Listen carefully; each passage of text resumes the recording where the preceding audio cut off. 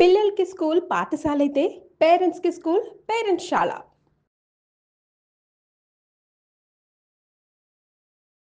కర్ణాటక ధర్మస్థలిలో ఇప్పటికే మనందరికీ తెలుసు ఏం జరిగింది, ఏం జరుగుతోందనేది. ఒక పారిశుద్ధ్య కార్మికుడు ఇప్పుడు బయటకొచ్చి చాలా మందిని గత కొన్నేళ్లుగా అక్కడనే నేత్రావతి నది ఒడ్డున తను పాతిపెట్టానని, దీని వెనక చాలా పెద్దవాళ్ళున్నారని చెప్పేసి చెప్పటం.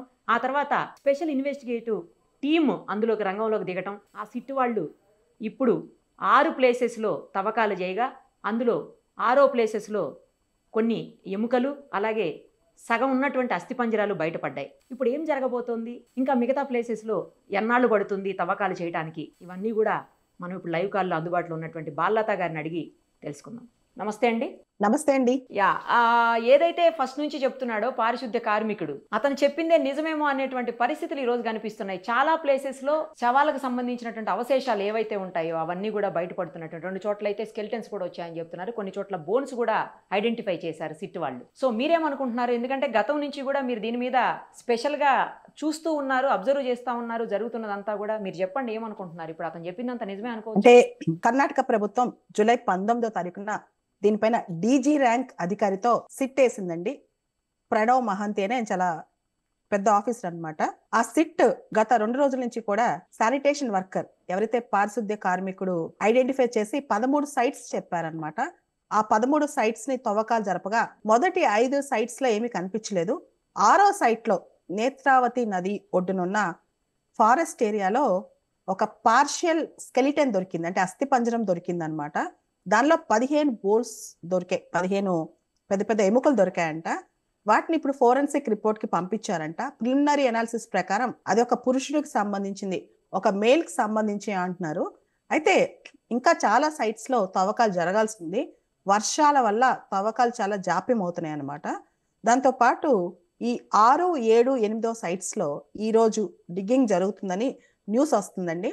ముఖ్యంగా ప్రధానమైన సోర్సెస్ చెప్తుంది ఏంటంటే వార్తాపత్రికలన్నీ, మీడియా ఛానల్స్ కానీ ప్రధానంగా చెప్తుంది 6వ సైట్ లో నేత్రావతి నది ఒడ్డునున్న సైట్ లో మాత్రం ఫారెస్ట్ ఏరియాలో ఒక పార్షియల్స్, అతను చూపించిన ప్లేస్ లో పార్షియల్ స్కెలిటన్ దొరికింది అని చెప్పి. అయితే దీని మీద 20 సంవత్సరాలు 15 సంవత్సరాల నుంచి వందల కొద్ది శవాలు దీనిలో ఉన్నాయి అనే దానిలో, ఇన్ని సంవత్సరాల తర్వాత అవి డిగ్ చేస్తే తవ్వకాలు జరిగే టైంలో వర్షాలు కానీ ఈ టైప్ లో డికే కానీ ఇవన్నీ చాలా ఉంటాయి కాబట్టి ఫారెన్సిక్ రిపోర్ట్ కూడా చాలా ఇంపార్టెంట్. అంటే దీనికి సంబంధించి ఇది అబ్బాయివా అమ్మాయివా, ఎంతకాలం ఏం చనిపోయి, ఎలా చంపేశారు, దీనికి సంబంధించి ఫోరెన్సిక్ రిపోర్ట్ సిట్ ఇమీడియట్ గా చెప్పలేదన్నమాట.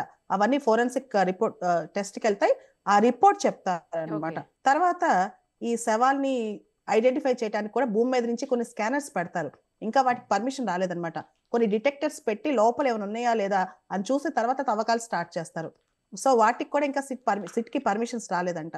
సో వీటన్నిటికీ కాస్త టైం పట్టే అవకాశం ఉంది. అంటే సో అతను చెప్పింది నిజమేన అనుకోవచ్చా అండి? లేకపోతే నేత్రావతి నది ఒడ్డున పవిత్రమైన స్థలం కాబట్టి అక్కడేమన్నా చనిపోయిన వాళ్ళని పాతి పెడితే అవి ఇప్పుడు బయటపడుతున్నటువంటి పరిస్థితి ఉంది అనుకోవచ్చా? అది పూర్తి స్థాయిలో మనం చెప్పలేమండి, ఎందుకంటే స్పెషల్ ఇన్వెస్టిగేషన్ టీం కూడా దీని మీద ఏం మాట్లాడలేదు. అయితే కర్ణాటక ప్రభుత్వం మాత్రం గత కొంతకాలంగా ఎవరైతే మిస్ అయ్యారో, గత 20 సంవత్సరాలుగా కర్ణాటకలో ముఖ్యంగా ఆ ప్రాంతంలో మిస్ అయ్యారో మిస్సింగ్ కేసెస్ అన్ని వెలికి తీసి వాళ్ళు ఎలా మిస్ అయ్యారు, వాళ్ళు దొరికారా లేదా అనే దాని మీద మాత్రం కర్ణాటక ప్రభుత్వం సీరియస్ గా ఉన్నట్టు అర్థమవుతుంది. కాబట్టి ఒక తల్లి డాక్టర్ అయిన తన కూతురు ఈ ధర్మస్థల ప్రాంతానికి వచ్చినప్పుడు ఆ ప్రాంతంలో కూతురు మిస్ అయిపోయిందని చెప్పి, నా కూతురు అట్లీస్ట్ ఆ అమ్మాయి అవశేషాలు ఎక్కడున్నాయి, అమ్మాయి అస్థిపంజరం ఎక్కడుందో కూడా నాకు కనిపించాలి అని చెప్తుంది అనమాట. దాని తర్వాత ఈ శానిటేషన్ వర్కర్ కూడా చాలా పెద్ద పెద్ద వాళ్ళు ఇన్వాల్వ్ అయి ఉన్నారు, నా పైన ప్రెషర్ పెట్టి పాత పెట్టించారు, కాబట్టి వాళ్ళ ఆత్మలు ఇప్పుడు నన్ను వెంటాడుతున్నాయి, వాళ్ళకి శాంతి కలగాలన్నా, నా మనశ్శాంతి కలగాలన్నా నేను వీటిని బయట తీపిచ్చాలి అని చెప్పి తన పేరు చెప్పకుండా నాకు విట్నెస్ ప్రొటెక్షన్ కావాలని చెప్పి ఆయన కూడా బయటకు రావడం జరిగింది.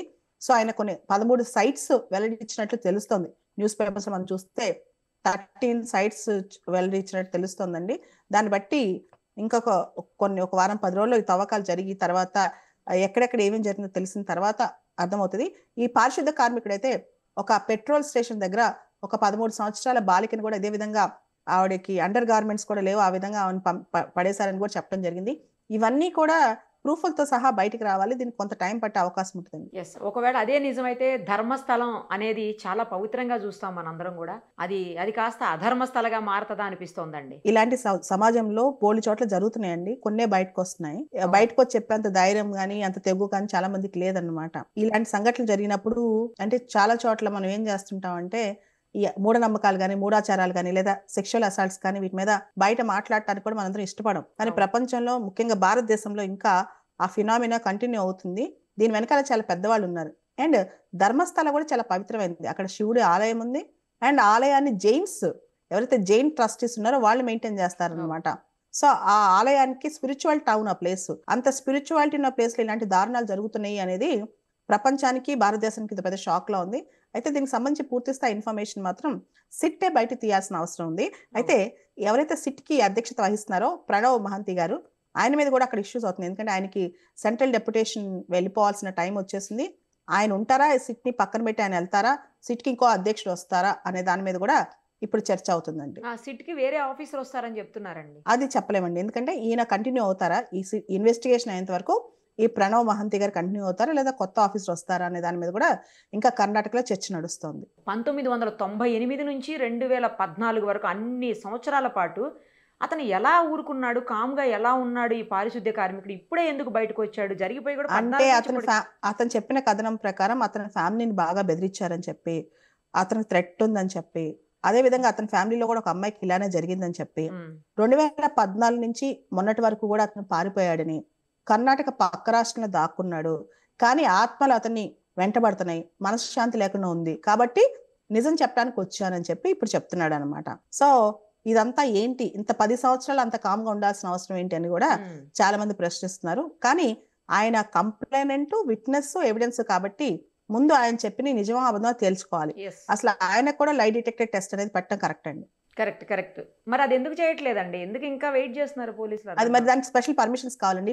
ఇప్పుడు హ్యూమన్ రైట్స్ వర్సెస్ ఈ టెస్ట్లు అనమాట. మానవ హక్కులు కోర్టు పర్మిషన్ ఇవ్వాలన్నమాట.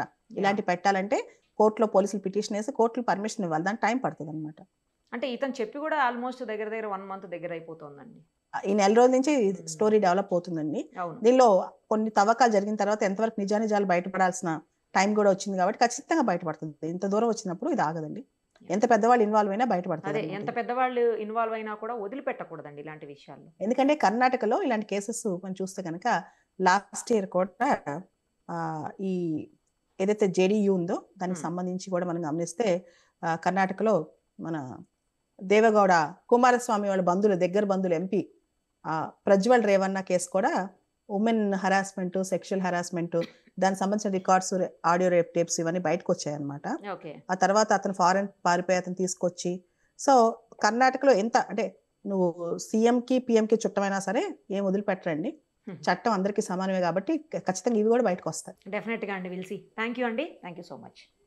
థ్యాంక్ యూ అండి. Thank you. సుమన్ టీవీలో మీ పర్సనల్ అండ్ బిజినెస్ ప్రమోషన్స్ కోసం కింది నెంబర్కి కాంటాక్ట్ చేయండి.